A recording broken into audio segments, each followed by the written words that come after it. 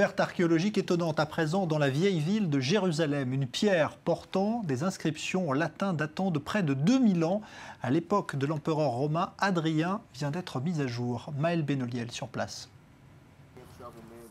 Une perle rare sous forme d'inscription sur une pierre millénaire qui revêt une importance historique a été découverte à Jérusalem à l'issue d'une fouille archéologique menée par les équipes de l'autorité des antiquités d'Israël et dirigée par le docteur Rina Avner.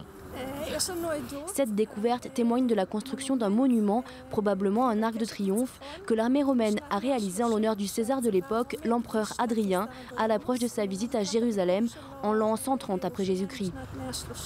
C'est ici, à proximité de la porte de Damas, côté est de la vieille ville de Jérusalem, que l'archéologue Rina Avner a fait la découverte de cette pierre massive. Une pierre sur laquelle a été gravée une inscription en latin il y a environ 2000 ans. Est inscrit sur cette pierre que la 10e légion Fretensis dédie cette arche à l'empereur Hadrien, 14e empereur de Rome. 6 lignes gravées dans la roche, preuve de l'importance de la ville sainte aux yeux de l'empire le plus puissant du monde à l'époque.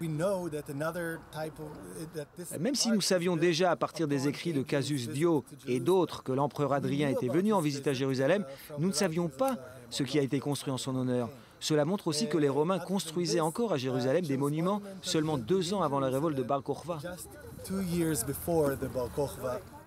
Une révolte qui a vu les Juifs de la province de Judée s'insurger contre l'Empire romain entre l'année 132 et 135, soit 2 ans après la venue d'Hadrien et quelques décennies après la destruction du second temple de Jérusalem.